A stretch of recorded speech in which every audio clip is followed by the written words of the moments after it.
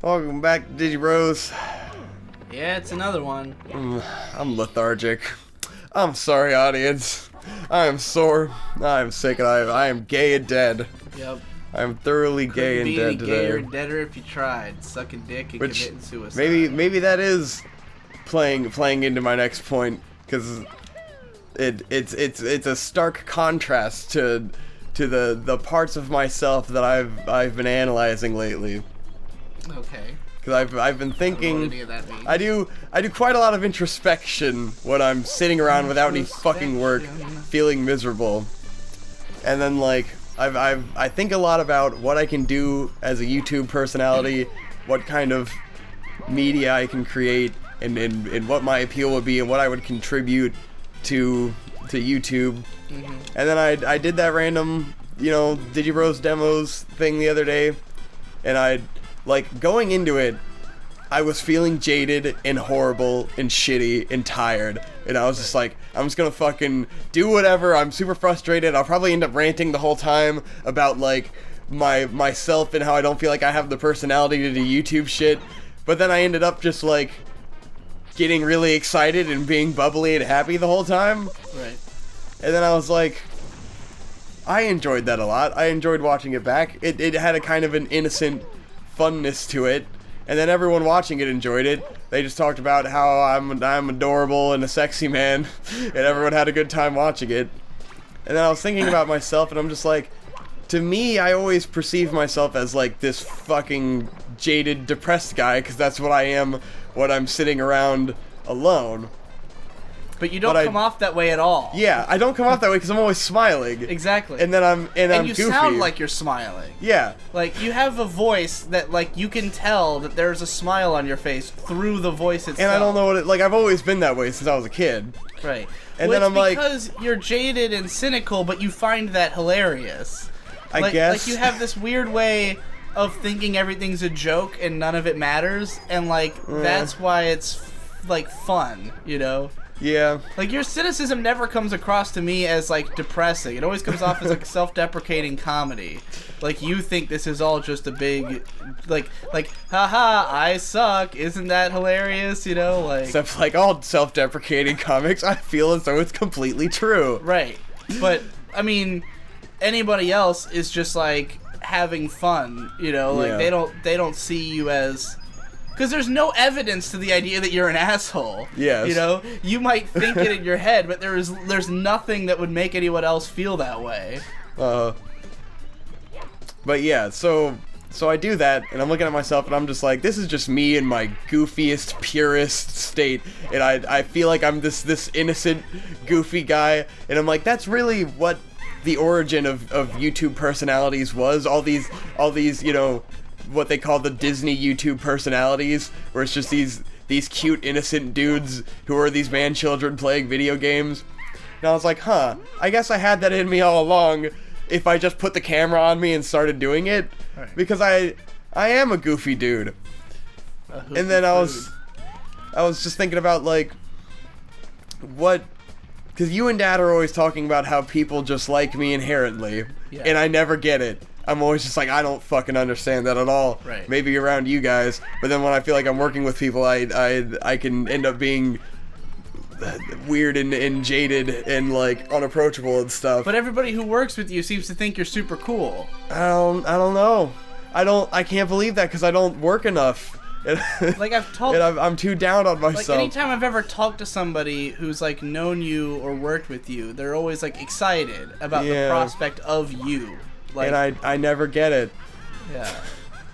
But then I was like, I guess this is the aspect of me that people like. And then I think about, the person who likes me the most, and the only person who talks about how much they like me that I can trust is Hope. Right. Because we're in a relationship. And I know what she likes about me, and it's the goofy side of me. It's me being a goofy dumbass and making horrible dad jokes and making silly faces and stuff. And that's the appeal of me to her. Yeah. So I'm just like, I guess that's the appeal of me to her could be the appeal of me to everyone else. I just don't tend to present myself that way. I mean, and then I'm just like, if I embrace that bubbly kindness, would I would I be happier and do better if I found that core part of myself and expressed that in everything I do? Would that bring out better in me? So that's why I want to keep doing these Digi Bros demos, because I'm like, I want to keep showing this like innocent side of me where I guess it's a thing I've always been afraid of in doing solo content is vulnerability, because that's something I always struggle with, and I think people will probably relate to this. I get very vulnerable putting myself out there for an audience, like without filtering myself through a jaded personality, you know? Because in my core, I'm a soft fucking super beta guy, and I'm sensitive, and so I always, building up to it, I get all fucking just annoyed, and I don't want to do it because I guess I'm afraid of showing that side of myself. But then when I actually did it, it just came out naturally. Yeah. And so I want to keep doing that and keep showing that and maybe build that so I can finally, like, feel comfortable behind the camera and just being myself. Well, in front of the camera. Yes, in front of the camera. Yeah, that's all the hard shit about being a personality is that you have to... Which is why I haven't fucking jumped into it willy-nilly, because, like, it's hard. Yeah. It's difficult, and it's just you. You're putting yourself out there. I think there's sort of... I think when people develop a like on-screen persona, it's very much about finding a core, like what you just described. Yeah. Like, and one thing I've been afraid of is taking some aspect of you and deciding this is the one that I'll focus on and harness. You know? Yeah. And I've been afraid of like coming off with an ego, because some YouTube personalities are fucking douchebags, and it's like, because when you put a camera on yourself, you have to assume a character. Yeah. Like you can't just be whoever you are. You are whoever you are through a lens of like how you're gonna act when a camera's on you. And so I've been afraid of what I might come off as, and you know, like I'm afraid I'll overcompensate or something. I was throwing that guy. I don't know where the next star is. There's something down there. The waterfall. Okay, I'll get the waterfall. I'm just like looking around, looking for stuff. But yeah, that's why it's been so difficult for me to just make my own fucking solo content, because I'm not an analysis guy. Yeah. I'm not gonna be able to do that. If I just feel wrong even thinking about trying to do it. Yeah. So I don't know that I could get into that. I guess I can do Let's Plays. I had fun. I'll keep trying to do that. There's gotta be something for me to do on YouTube, but then I also don't want to do something just because I'm fucking poor and it seems like an easy way to make a couple dollars. Yeah, to make a couple bucks. Like I want to actually give a shit about what I'm doing and not just shill, you know? Yeah. Well, I think you're onto something for sure. I mean, the use of face cam in that video is like, it's genius, because you keep cutting to it and full screening it because you are a guy of funny facial expression. Exactly. Which I realized while I was recording, I was like, oh, well, I guess I can do some of my faces, and now I already have plans for incorporating faces into it more. Like, kind of like JonTron, who doesn't appreciate this about himself, it seems, but a large part of his comedy in his older videos was just that he made hilarious faces, and he makes great like reaction GIFs, you know, that were popular. And that's what I've come to appreciate about PewDiePie, because I've been watching a lot of that, and that's part of the inspiration of me finally doing this, is actually looking at the biggest YouTuber, fucking PewDiePie, and going like his stuff is fun. Than I am like Digi Bro. I guess.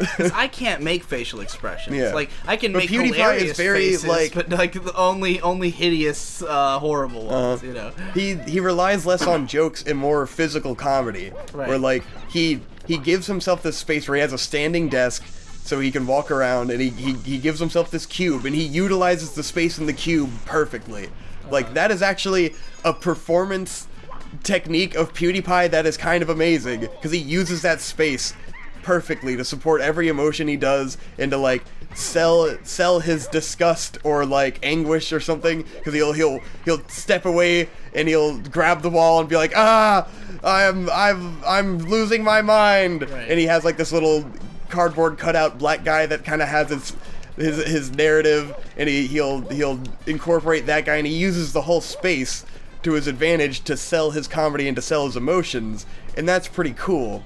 So, like, I like that aspect of what can be done with the face camera and cutting away to yourself and incorporating you into the action of the Let's Play. Seconds after declaring that he can't do analysis and would feel wrong doing it, Victor does a thorough, probably the most in-depth analysis of fucking PewDiePie that ever has. I thought about will doing exist. YouTube personality analysis because no one's doing that on a level that's like respectable. Like, shame on anyone who can shit on PewDiePie when this guy, like, you don't fucking become the biggest YouTuber by accident, by being an idiot, you know? Right. Like, whatever, he could have writers or whatever the fuck, but they're doing a good fucking job. I mean, in fairness, I think you're coming at this from a weird angle because you're watching new PewDiePie. Yeah.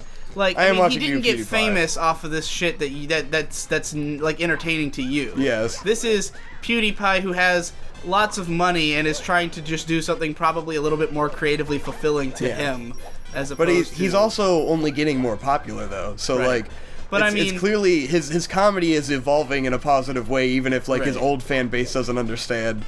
Like he is reaching. It could be something developed over time, which is why. A problem with wanting to do analysis of YouTubers stop would be running. that they have endless fucking content Right. that you could go through. So I don't know I mean, how I would cover something like. could, God fucking damn it! I'm so you're terrible. just- I'm trying to explain just fucking things. bollocks at this. I'm just awful at Mario. It just I guess I gotta. You're jump just like in the running waterfall. into them. Like, you're supposed to predict where they're going know. to be, not dodge where they currently are. Like a fucking 4-year-old.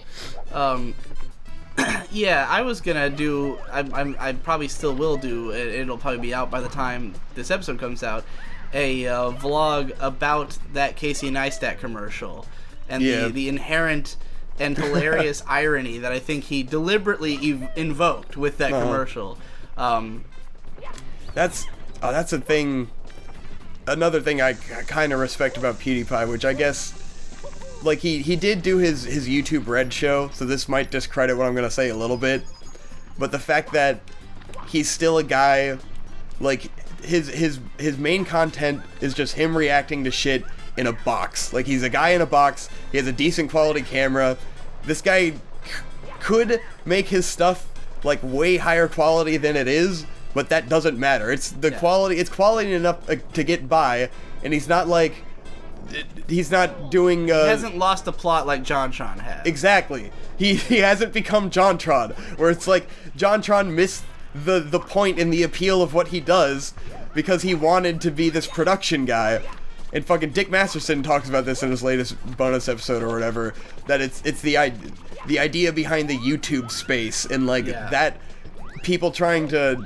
Create TV. Yeah, they're trying to create TV and they're trying to justify what they're doing and elevate it to this higher level when it doesn't need to, because it's just a different kind of content that's better than TV. Like, it's more valuable now. It is more popular. Like, like, I mean, it's like you don't have to be TV.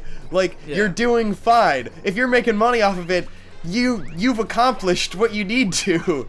That was one of the funniest things to me in that H-Bomber guy video where the PewDiePie's a Nazi video. Yeah. Part of it that I found really hilarious is this implication. I don't know if PewDiePie's insinuated this himself or if his fans have, but that he doesn't have a platform to defend himself when he, because he's not, given it on television or in the newspaper when he has the biggest channel in the fucking universe, What PewDiePie talked about, because I've watched all the fucking PewDiePie videos on him talking about that Nazi shit.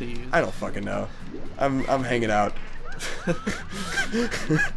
But what he talked about in his video is that he didn't get his platform to voice his opinion because the journalists that made the article that made it all explode didn't consult him before making the article. Right. And that's something, like, ethically as a journalist you're supposed to, like, they're supposed to get a statement from him. It's not true, though. It's true because the president of the Wall Street Journal, like, PewDiePie, after it first came out, was like, well, it's kind of unfair I didn't get to make a statement on this before they published it. Right.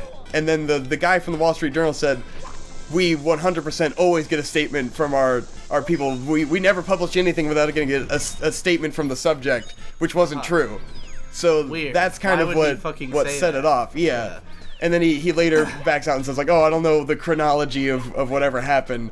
So, because PewDiePie made a first response video that was generally for everyone, and then he made a response video that was kind of like responding to more of the fallout, and he kind of like really digs into the Wall Street Journal. Yeah. And so like they really did kind of fuck him over. I mean, I'm not saying it's unfair of him to say so or whatever, but like, he just did defend himself. Yeah. He has a platform to make a statement that way more people will see his video about it than would even see the original article, you know? But then those people are all going to be his fans, whereas the article is appealing to people who weren't his fans. Who cares what the people who aren't his fans think, you know? Well, like, fucking Disney and YouTube cared about that. That's true. But, like, you know, he's bigger than Disney and YouTube. And one of the things he said is like YouTube canceled his show and Disney pulled their sponsorship, and he's like, he wasn't the only one involved in that show, you know? That's a whole giant crew of people who put a lot of hard work into it. He had all these guests, like H3 did an episode, you know? It's absolutely misguided of YouTube to do because they had already shot the whole season of his show and then pulled it. Yeah, I mean, it's definitely, I'm kind of shocked YouTube would would short-sightedly do such a thing. So fucked at this game. What was that little clip there? Worse than anyone ever. Do you want to play? I can try. Get me up that hill. Anyways, I'm a big PewDiePie defender right now. Oh, how do I can't even figure out the controls. Yep. I have no idea how to play. I literally don't know how the swimming mechanic works. You gotta mash A and kind of get away from the wall. How do you steer yourself? That was the weirdest part. Just a bitch. He steers like a car or something. Yes, he does. He steers like a car. Very bizarre. Yeah, how I just think it's really funny, you know, that people would pay deference to the Wall Street Journal above, you know, YouTube when, I mean, granted, PewDiePie is some dude. Wall Street Journal writers probably mostly have journalism degrees and some degree of clout, but it's not just that they wrote about it, it's that everyone else took the ball and ran with it, you know? Of course. So now it's 1,000 stories about how PewDiePie is a fascist. But are there not even, like, would you not say that the message that PewDiePie is not a fascist has reached far more ears than the original he acknowledges that in another video where he's like, there have been, you know, real articles about this that have defended me, but it, you know, that came after, like, they went to Disney and YouTube before they published the article and stuff, you know? Like, they were trying to fuck him. Yeah, they're definitely trying to fuck his fucking job lynch mob him. Yes. You know? So it's like, that's where the problem was. It doesn't matter that this article was published. It's the fact that it was a job lynch mob and, like, all this bullshit behind it that made it really bad. Yeah. Yeah, well, to get back on the subject of what we were talking about, sort of, losing the plot and not realizing that YouTube's it's its own beast. Yeah. And you definitely don't want to treat it like TV or try to, like, I do think, god damn it. Yeah, like what Dick said, the YouTube space is like this weird attempt to legitimize YouTube videos by being like, oh, but you can have a budget and you can have like a stage. It's like no one needs that. Like, the weirdest part to me is that, how do I get in here? How do you suggest I do this? Jump down from there, maybe? Jump from here. From here? Yeah, from here, doing like a running jump or a long jump. I feel like I'm just gonna slam right into the wall. Do a long jump. Are you sure? Yeah, long jump. If I don't make this, can you do a long jump from the bridge? Can you do one from I have standing? to have a running start. Do you have to do a long jump? Let's see. Is there You gotta have a running start. Just like a. Otherwise, it could just be like a 2-step running start, right? Let's see. Yeah, do that from the bridge. Do that from the incredibly tiny precipice of the bridge. That's what I was initially gonna try. This is like a Tomb Raider style challenge here. Almost. To get like the very edge. Go for it. This is the worst camera angle in the game. This is it. Go for it. No. Damn it. Next time on Digi, bro. Didn't quite do it.